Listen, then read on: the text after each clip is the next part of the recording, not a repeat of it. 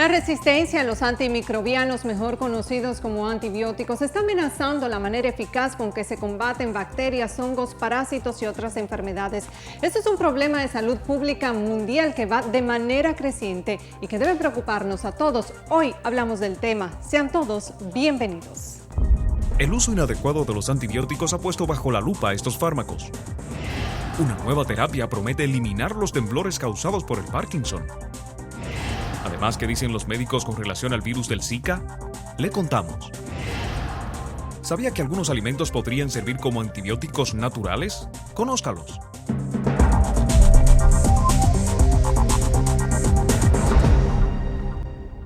Un bombero que quedó desfigurado se sometió al trasplante de cara más completo que se haya hecho hasta el momento. Fue un proceso complejo, pero al parecer muy efectivo.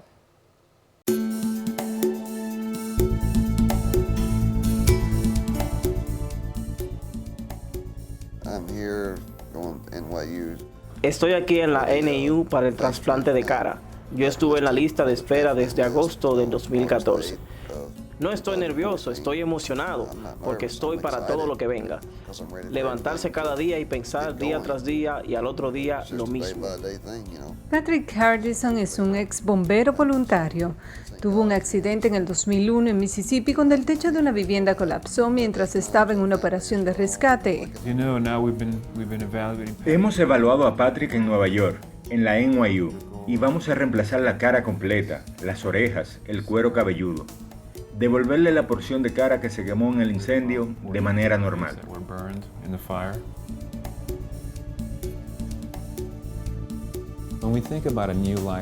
Cuando piensas en una nueva vida, la mayoría de las personas quieren escuchar el drama de una nueva cara.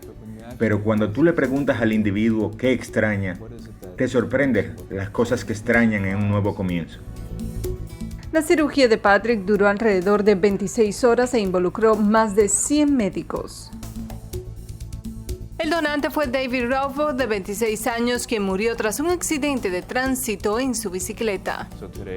Hoy es la primera vez que vamos a dejar que él se vea a sí mismo. Lo hemos estado preparando para este evento. Este es un gran día. So here we go. Okay, we're going to give me your hand. So go ahead and just turn that around and just take a close look at it. Él está fantástico. Está muy emocionado de poder verlos a todos ustedes.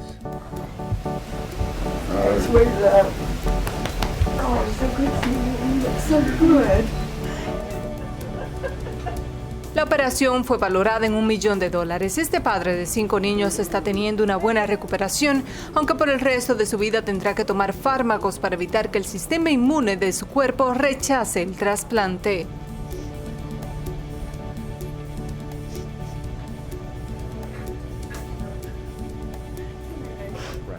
Esta operación restauró sus párpados y el mecanismo para parpadear. También tiene cabello en toda la cabeza, cejas, orejas e incluso barba. De los pacientes que han recibido un trasplante de cara en todo el mundo, no más de 5 han muerto después de que sus cuerpos rechazaran el nuevo tejido. En el caso de Hardison, la nueva cantidad de tejido trasplantado en Patrick no se ha hecho antes.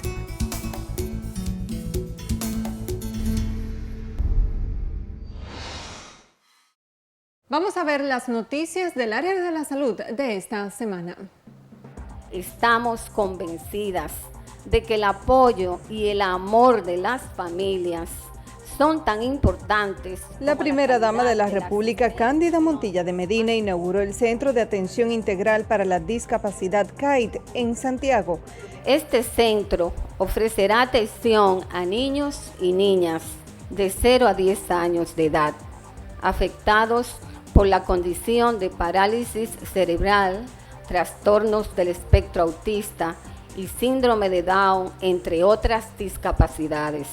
Es el segundo de 5 centros de atención integral para la discapacidad que proyecta construir el gobierno dominicano. Los servicios incluyen la evaluación y diagnóstico pediátrico y psiquiátrico, además de apoyo psicopedagógico, atención temprana, fisiatría, hidroterapia, intervención conductual, intervención grupal, nutrición, odontopediatría, pediatría, psiquiatría, terapia del habla y del lenguaje, además de terapia familiar, terapia física y ocupacional. Pacientes afectados con temblor esencial y enfermedad de Parkinson y que habían perdido su capacidad para desarrollar tareas cotidianas como escribir, caminar, correr e incluso hablar, han sido tratados con éxito con una técnica basada en ultrasonidos y que evita recurrir a la cirugía abierta de cráneo cuando el tratamiento farmacológico no ha sido efectivo.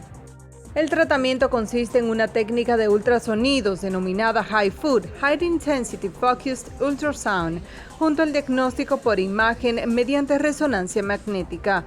El tratamiento permite destruir células por elevación de la temperatura mediante la aplicación de un haz de ultrasonido de alta frecuencia y alta energía. No requiere radiaciones y quizás el punto más importante desde el punto de vista clínico es que tiene mucha seguridad porque podemos controlar los síntomas, tanto los buenos como los malos, del paciente durante el tratamiento y también su cerebro durante la cirugía porque se hace dentro de la resonancia magnética. Esperan que en un futuro cercano puedan aplicarse a otras patologías como la neuralgia del trigémino e incluso enfermedades psiquiátricas. Tomar antibióticos sin prescripción médica podría hacer que desarrolle graves problemas. Y cómo cuidar el esmalte de sus dientes, le contamos al volver. Le invitamos a que forme parte de nuestra comunidad virtual a través de nuestras redes sociales @SaludAlDiaRD en Facebook, Twitter, YouTube e Instagram y en nuestra página web saludaldia.net. Envíenos sus preguntas y comentarios.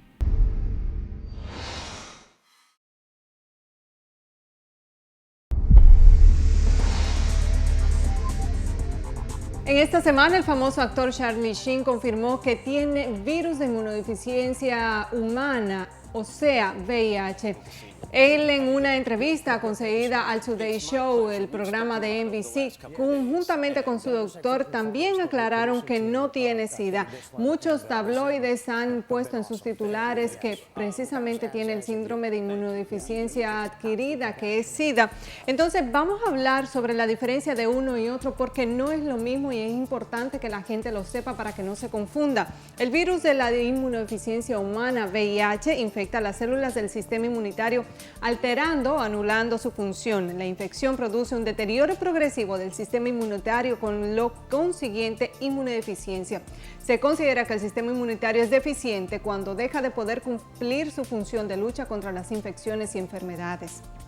Mientras que, por otro lado, el síndrome de inmunodeficiencia adquirida, lo que se conoce como SIDA, es un término que se aplica a los estados más avanzados de la infección por VIH y se define por la presencia de alguna de las más de 20 infecciones oportunistas o de cánceres relacionadas con el VIH. Ya en la próxima semana nosotros vamos a estar hablando con expertos sobre este tema del VIH para aclarar los mitos y las dudas para que esto no siga sucediendo. El esmalte de los dientes cumple una gran función y es de protegerlos del desgaste y la erosión que podrían ser causados por los alimentos que se mastican, así como también por ácidos que estos contienen. Se trata de un material sumamente duro y resistente que, sin embargo, puede llegar a verse desgastado si no lo cuidamos como se debe. Tomar medidas para cuidar ese esmalte de tus dientes es importante. Por ejemplo, después de comer un alimento ácido, puedes recurrir a enjuagar tu boca con agua para retirar el exceso de acidez. Evita especialmente esos dulces que tienden a pegarse en tus dientes, pues generan el escenario ideal para el crecimiento de bacterias que causan caries. Cepillarse los dientes demasiadas veces al día o hacerlo de manera muy fuerte pueden erosionar también la capa del esmalte. Para evitar esto, restringe el número de cepilladas a las recomendadas por los odontólogos. No dures demasiado tiempo limpiando tu boca y no utilices cepillos muy duros que no solo podrían erosionar tu esmalte, sino también lastimar tus encías. Asimismo, espera por lo menos una hora antes de cepillar tus dientes si has comido o bebido algo ácido.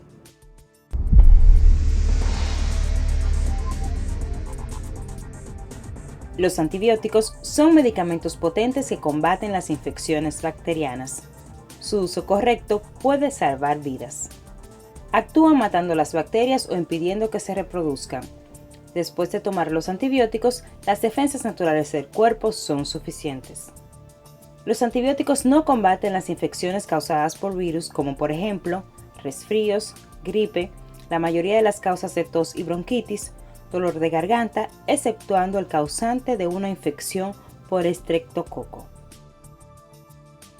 La Organización Mundial de la Salud llama a una semana de la concientización del uso correcto de los antibióticos, y es que a lo largo de los años hemos visto cómo ha aumentado la resistencia a estos fármacos. Precisamente tenemos con nosotros a la doctora Virgen Gómez, ella es infectóloga pediatra. Buen día, doctora, bienvenida a Salud al Día. Buenos días, Carmen. Gracias por la invitación y por permitirme llegar a ver si nos concientizamos un poco de lo que es un antibiótico y la importancia de mantenerlos. Porque la Organización Mundial de la Salud está llamando desde el 2007 a que usemos los antibióticos en forma correcta, porque vamos a llegar a lo que es el siglo sin antibióticos, porque lo vamos a dañar todos. Yo me imagino que sí. Vamos a comenzar diciendo qué son los antibióticos, porque hay muchísimas medicinas. Vamos a diferenciar una cosa de otra. Sí, el antibiótico es una sustancia que se obtiene usualmente de algún organismo de la naturaleza, muchas veces se modifica genéticamente o añadiendo algunas cadenas diferentes para atacar a las bacterias. Los antibióticos no se usan para virus. Y por eso hemos llegado, por ejemplo, la mayoría de las personas cuando tienen un proceso viral gripal, que la mayoría de las infecciones de garganta, cerca del 90% son por virus, usamos antibióticos y entonces estamos dañando ese antibiótico porque vamos a crear resistencia y después no va a servir para nada.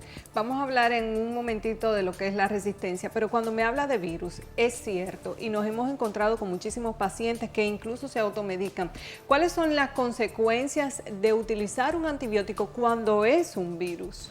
Bueno, las consecuencias son que ese antibiótico va perdiendo su efectividad ante las bacterias que tenemos normales. O sea, el organismo humano está lleno de bacterias buenas, que son lo que llamamos flora, tanto intestinal como de piel, como de vías respiratorias. Entonces, ¿qué hacemos cuando utilizamos un antibiótico en forma inadecuada? Que esas bacterias van creando resistencia, van creando mecanismos que van a hacer que el antibiótico no funcione en el momento preciso en que lo necesitamos. Entonces, viene lo que es la resistencia bacteriana que tú has estado hablando y que el antibiótico ya no va a servir, no vamos a poder utilizar ese antibiótico en esa infección, en ese proceso donde anteriormente era efectivo. Ok, entonces vemos mucho cuando hablamos de resistencia, por ejemplo, con otras enfermedades, pero un punto muy específico, la tuberculosis, en años atrás ya también la OMS ha alertado que la mayoría de los antibióticos que se usaban para la tuberculosis ya no se pueden usar porque se ha vuelto multiresistente. Ya se habla de un extra multiresistente, XXDR, o sea, eso es que ya tiene una alta resistencia porque, por ejemplo, tú tienes líneas de primera elección, de segunda elección, de tercera elección. Entonces, cuando una bacteria se hace multiresistente, comienza haciendo resistencia a las drogas de primera elección, después hace a la segunda y después no hay nada que hacer. Entonces, tenemos que cuidar de una forma importante los antimicrobianos porque estamos causando una alta resistencia y es lo que te digo, o sea, cuando comenzaron a llegar los primeros antibióticos se dijo, bueno, ya la medicina se salvó porque ya no vamos a tener infecciones. Pero ¿qué pasa? Al uso y abuso y una forma inadecuada del uso de los antibióticos, entonces ha llevado a esto, a lo que es la gran resistencia bacteriana, donde tenemos no solamente tuberculosis, tenemos bacterias que normalmente, por ejemplo, el Staphylococcus aureus, ya es meticilino resistente, o sea, ya es resistente a las drogas de primera línea y ya hay vancomicinos resistentes, medicamentos de segunda línea. ¿Qué está pasando? Que las farmacéuticas no están trabajando tanto con antibióticos. Y no vamos a tener en un futuro cercano, no vamos a tener medicamentos para actuar contra esas infecciones. ¿Y qué vamos a hacer? Exacto, porque ¿cuáles son los riesgos cuando hay una infección, que una infección no tenga un tratamiento y no se trate? Bueno, imagínate tú cuál sería lo que va a pasar, porque si tú no tienes cómo atacar esa bacteria en el momento en que ese paciente tenga una infección, lo más probable es que fallezca. Entonces, si tú no tienes cómo atacar la bacteria, entonces por eso ahora mismo también se está trabajando con las vacunas, que es algo que podría ayudar a reducir la resistencia, o sea, el tener que utilizar antibióticos, porque si nosotros utilizamos una vacuna que va en contra de una bacteria, esa bacteria ya no va a estar en tu organismo y no te va a infectar. Por ejemplo, tenemos la vacuna del neumococo, la vacuna del Haemophilus influenzae tipo B, las vacunas contra otras infecciones, por ejemplo, ya virales como la del papiloma humano. O sea, hay una serie de vacunas y hay vacunas que están en investigación para estafilococo, para malaria, para dengue, que salió una de dengue pero todavía no es efectiva en niños menores de 9 años. O sea, que hay una serie de cosas que podríamos utilizar, pero lo más importante es el no abuso de los antibióticos. Ok, vamos a retomar. Cuando hablamos de virus, para que la gente sepa cuándo no tomar estos antibióticos, estamos hablando de gripe, ¿de qué más? Bueno, las faringoamigdalitis, la gente que tiene dolor de garganta, muchas veces dice eso es una amigdalitis y se pone una inyección o toma antibióticos. El 90%, como te decía al principio, de las infecciones de garganta son por virus. Las infecciones gripales, el 95% son virales. La sinusitis, que mucha gente porque tiene sinusitis ya toma antibióticos. De la sinusitis solamente el 45% son por bacterias y se usan antibióticos cuando están activas. No que tú tengas una sinusitis, pues si tú no tienes fiebre, no tienes descarga nasal fétida, maloliente, con sangre. Eso es una sinusitis que tú tienes ya controlada. El primer problema... Las diarreas, perdón. En las diarreas claro se usan antibióticos. Hubo un estudio en México que cerca del 90% de los pacientes que iban se le daban antibióticos. O sea, hay diarreas específicas que ameritan antibióticos. Pero tenemos un problema más grave en este país, es que los antibióticos en la farmacia te los venden sin receta médica. Por ahí debemos comenzar. Así es. Aquí yo recuerdo desde que yo hacía la pasantía que pasaba una guaguita buceando cloranfenicol, ampicilina, penicilina y esas cosas y la gente iba y la compraba. Ahora en las farmacias dispensan los medicamentos, los antibióticos sin receta. Un día yo voy a una farmacia y me encuentro con un joven comprando una ampicilina. Yo le pregunté, ¿para qué es eso? Y me dice, que tengo un mal de orine. Digo, ¿y tú sabes lo que es un mal de orina? ¿Tú sabes cómo se te puede complicar? Si tú te pones a usar antibióticos sin tú saber qué bacteria tú tienes, tú puedes llegar a una infección resistente, producirte lesión renal y ser al final o hipertenso o tener insuficiencia renal. O sea, las consecuencias de un abuso, un uso inadecuado y abuso de los antibióticos puede producir problemas severos que dan al traste con la vida. Doctora, y con tu calidad de vida. Cuando las personas se saltan las horas de los antibióticos, eso es muy importante. Te dicen, tienes que tomarte un antibiótico cada 8 horas o cada 12 horas y te acuestas porque tienes mucho sueño, por lo que sea se te olvida, no pones una alarma. Eso es peligroso. Claro, los antibióticos... Y saltarte el tiempo del tratamiento. Sí, mira qué pasa, los antibióticos tienen lo que se llama una vida media. La vida media es el tiempo en que el antibiótico está en tu organismo y funciona. Si tú saltas una dosis, entonces ese tiempo en que tú no tomaste la dosis, esa bacteria se va a reproducir y va a ir produciendo mecanismos de resistencia que te van a hacer resistente. Otra cosa también son las dosis bajas. O sea, cada antibiótico tiene una dosis específica. En niños se maneja con peso o con superficie corporal y en el adulto ya hay dosis estándares. Entonces, para un antibiótico tú usarlo correctamente, tiene que seguir dosis, vía y hora. O sea, hay antibióticos que son para vía oral, otros son vía intramuscular, otros son intravenosos y tiene que ponerlo en el tiempo preciso en que te toca. O sea, no saltar, como tú dices. Ok, y obviamente cuando yo me tomo unos antibióticos para un dolor de garganta, cuando hay una infección bacteriana, no viral, o cualquier enfermedad que me lo haya recetado mi doctor, por eso no tiene que ser que mi hermana, mi prima, mi hijo también tenga que tomar los antibióticos, porque aquí se usa mucho que vas a donde el vecino y te dice, mira, yo me tomé esta pastilla, me sobraron 3. Sí, eso pasa. O sea, que nosotros somos muy proclives a utilizar antibióticos porque a fulanito le hizo bien o porque me dijo, mira, tómate esto.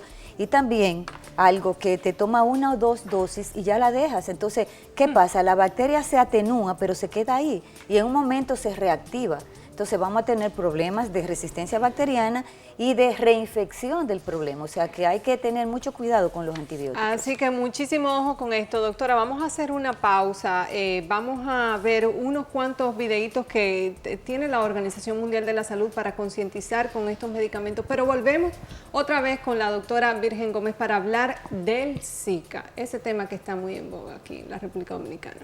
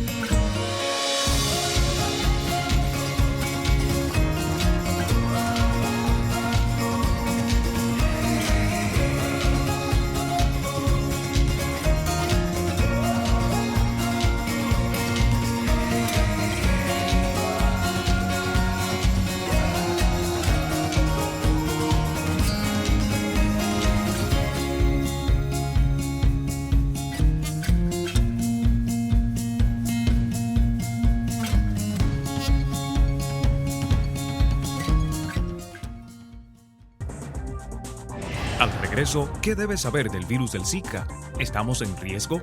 Hablamos con expertos. ¿Y cuáles son las medidas a adoptar cuando alguien de la casa está resfriado? Le invitamos a que forme parte de nuestra comunidad virtual a través de nuestras redes sociales @saludaldiard en Facebook, Twitter, YouTube e Instagram y en nuestra página web saludaldia.net. Envíenos sus preguntas y comentarios.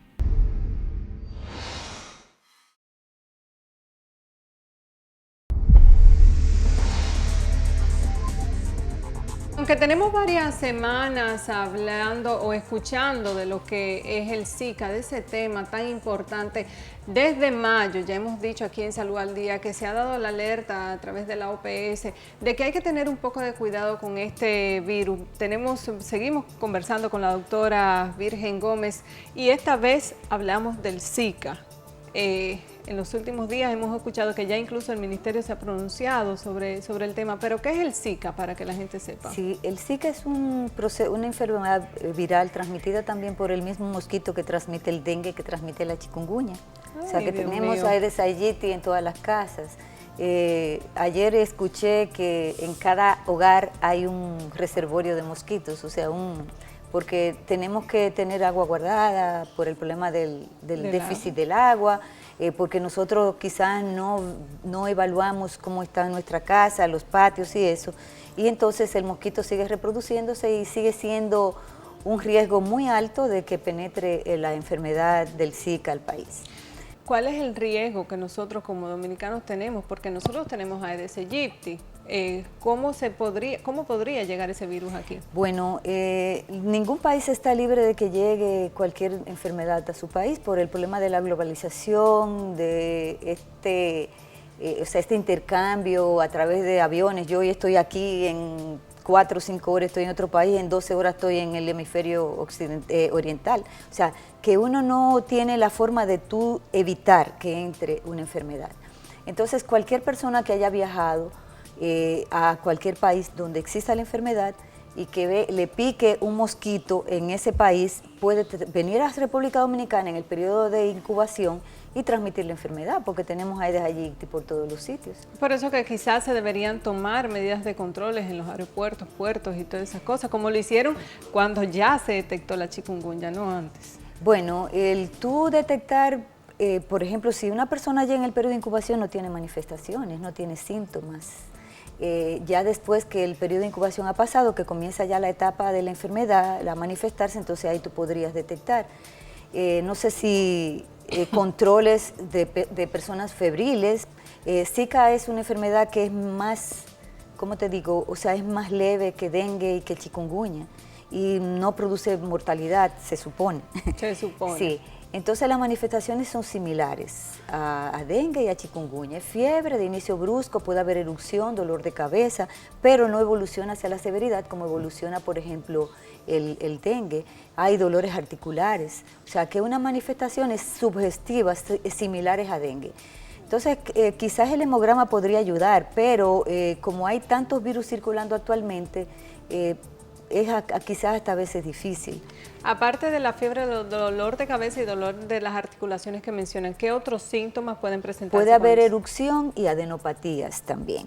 O sea que ese es parecido las manifestaciones, pero son usualmente más leves que dengue. Y el hemograma te va a dar también leucopenia, plaquetas ligeramente bajas, y también va a haber, los linfocitos van a estar bajitos, como ocurría con la chikungunya, que te produce depresión de los linfocitos en la etapa inicial.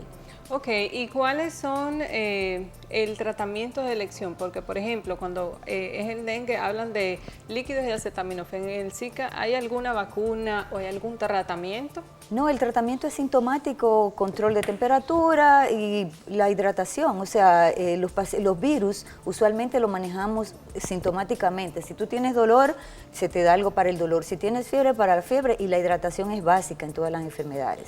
Ok, las medidas preventivas, que es lo importante en este momento cuando todavía podemos decir, que no se ha dicho oficialmente, pero podemos decir que no hay Zika en el país. Bueno, las medidas preventivas es lo mismo que para dengue y para chikungunya, o sea, es eliminación de los criaderos. Y si tenemos Aedes aegypti en todas las casas, en todos los sitios, es difícil. O sea, lo importante es que haya agua en todos los hogares todo el tiempo, que no haya que guardar agua, que la gente se oriente sobre cómo evitar las picaduras, uso de ropas claras. El uso también de los repelentes podría ser una fuente. La gente quiere mucho que fumiguen, pero la fumigación no es o sea, no es efectiva para los mosquitos que son sensibles a la sustancia con que se fumiga, porque hay mucha resistencia. A medida que ha pasado el tiempo, ha habido resistencia a las sustancias que se usan para fumigar. Lo ideal es el control de los recipientes donde se produce el mosquito, de los criaderos. Otra cosa que nosotros estamos haciendo y no tenemos la conciencia, es que yo me tomo un jugo en un vaso plástico y lo tiro a la calle, tiramos todo a la calle, todos esos recipientes plásticos. Cuando llueve, recoge un poco de agua. Yo recuerdo un anuncio que había hace mucho tiempo de en cualquier charquito nace un mosquito, hasta en una tapita puede reproducirse el mosquito. Entonces yo creo que todos tenemos la responsabilidad de tratar de ver cómo controlamos el Aedes. Si tú ves el mapa a nivel mundial de cómo ha venido aumentando la población del mosquito a nivel, principalmente uno ve en las Américas, desde 1970, donde antes de ahí hubo programas regionales de control para control de la malaria, tú ves cómo cada año hay mucho más mosquitos y menos control, porque también el problema del clima, las alteraciones del clima han hecho que el mosquito suba hasta sitios fríos. Ya tenemos en Constanza. Entonces, eso también es parte de nuestra responsabilidad. Deben unirse los ayuntamientos, la CAS, toda la gente que tenga que ver, y nosotros como ciudadanos contribuir con eso. Así mismo es. Bueno, muchísimas gracias, doctora, por orientarnos primero con el uso correcto de los antibióticos y ahora darnos un poco de claridad en torno al tema del Zika, que obviamente es un asunto de prevención. Vamos a comenzar por nuestras casas, a eliminar esos criaderos, a eliminar todos esos charquitos de agua que pueda haber, todas esas aguas almacenadas, a hacerlo con un uso correcto. Nosotros seguimos con Salud al Día.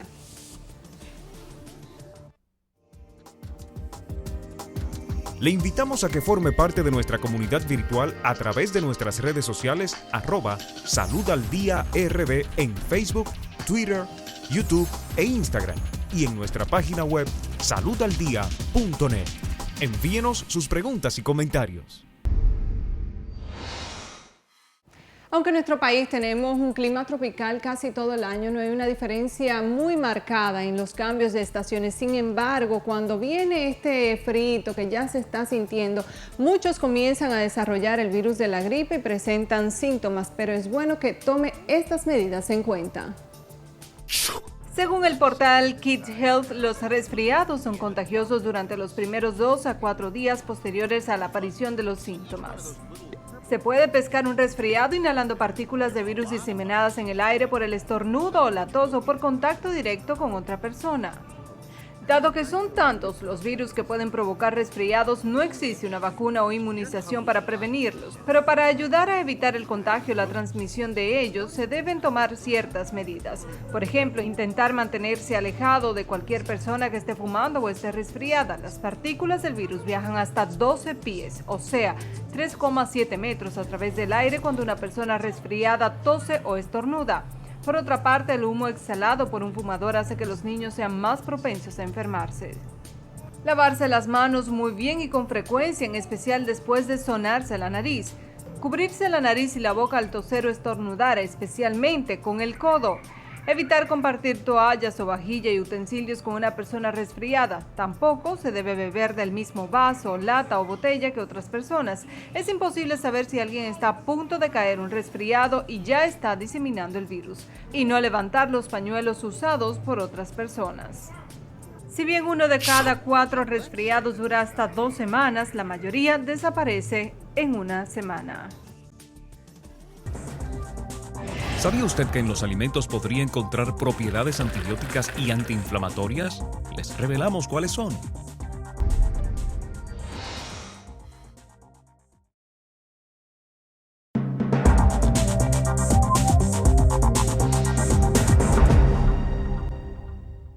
A propósito de que hablábamos de los antibióticos al inicio de este programa con la doctora Virgen Gómez, es bueno que usted sepa que en los alimentos podemos encontrar propiedades muy similares, aunque no sustitutas, muy similares a los antibióticos. Así que tome nota que hoy la doctora Sevil Mota del Centro NutriBalance nos va a decir cuáles son aquellos que podemos utilizar para que nos ayuden en esas infecciones y en esos virus.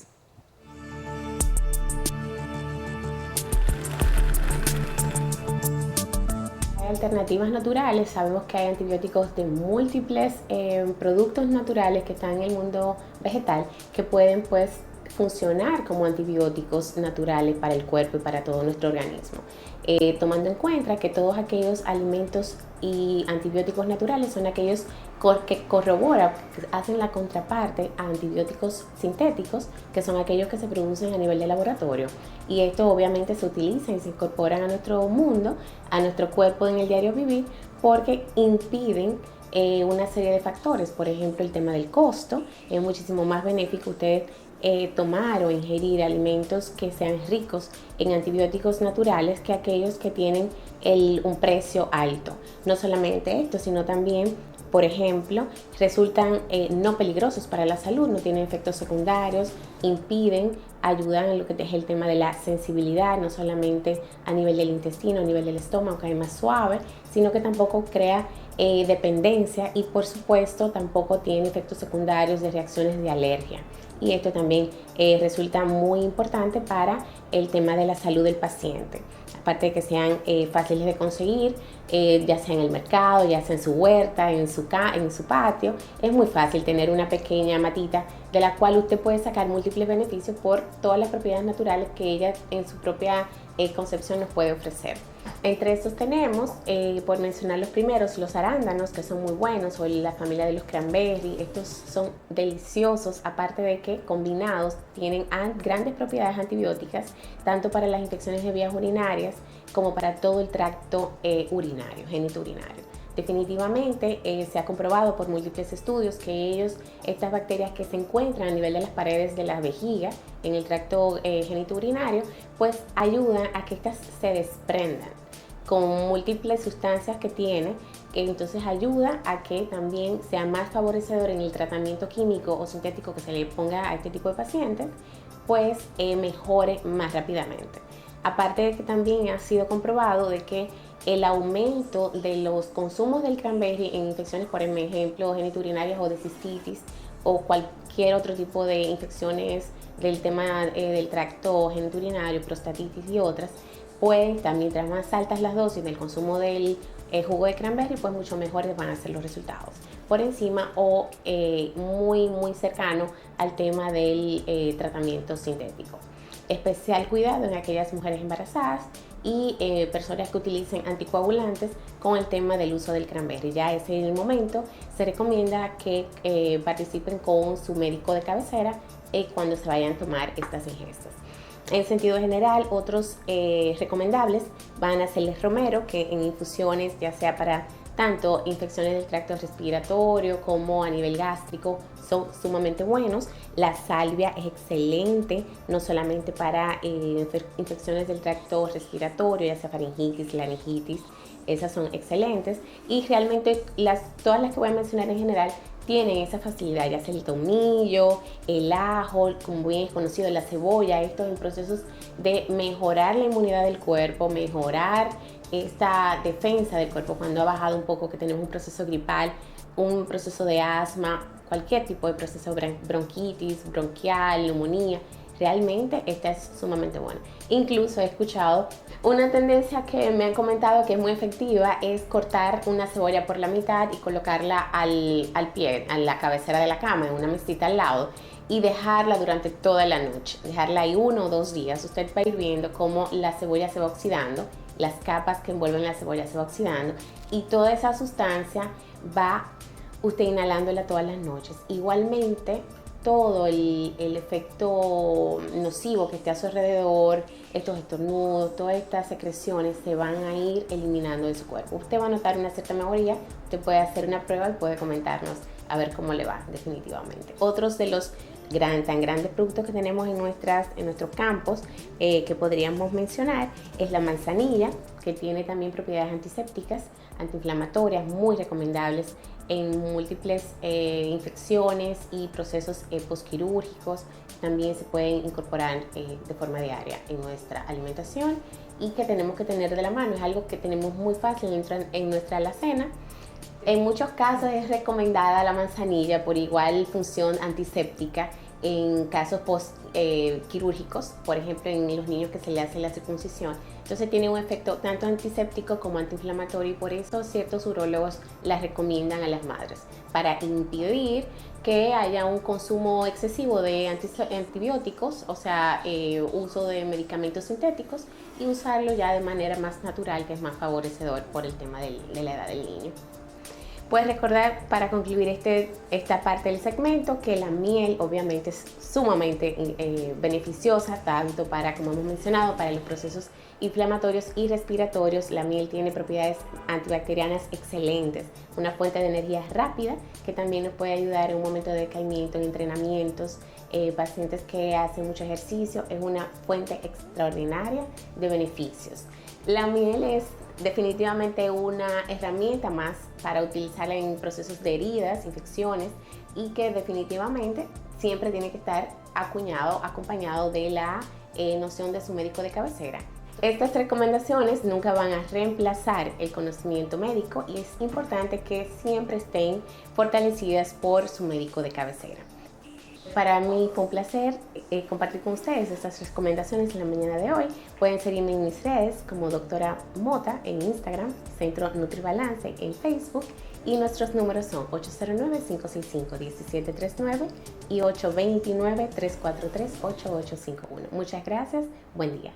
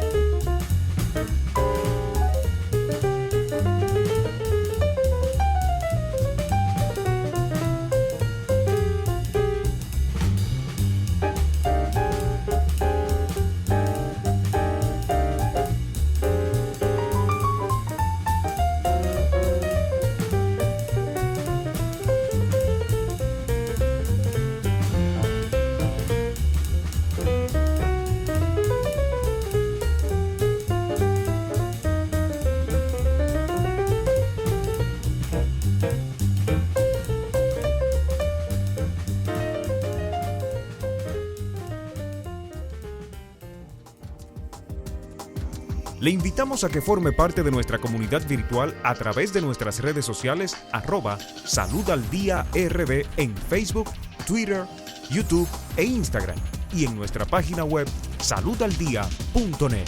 Envíenos sus preguntas y comentarios. La natación es una de las prácticas deportivas que mejor se adapta a las cualidades de cada persona y está indicada para cualquier edad. Los beneficios comunes de la natación están desde el aumento de la resistencia cardiorrespiratoria hasta la rebaja de la frecuencia cardíaca y la consecuente estimulación de la circulación sanguínea. La natación también ayuda a mejorar el estado de ánimo, ya que contribuye a reducir el estrés. Además de estos beneficios, nadar exige que nuestro cuerpo utilice más de 2/3 de los músculos que tiene. Los tonifica, los fortalece e incluso ayuda a prevenir las lesiones de las articulaciones. Es un deporte en el que el aprendizaje es muy sencillo y el riesgo de tener lesiones es bajo, debido a que no afecta las articulaciones como los hacen otros ejercicios, y es que al flotar el propio peso del cuerpo no recae en ellas. Las articulaciones se benefician específicamente debido a que se ejercitan los tendones y ligamentos, lo que aumenta la flexibilidad y al fin y al cabo la calidad de vida. Es bueno para mantener la figura, y es que mediante la natación se ejercita todo el cuerpo. Se trabajan las piernas, los brazos, el torso y las caderas. No obstante, el tren superior es la zona que más se fortalece, ya que la mayor parte del ejercicio se concentra en tríceps, dorsales, pectorales y músculos de la espalda.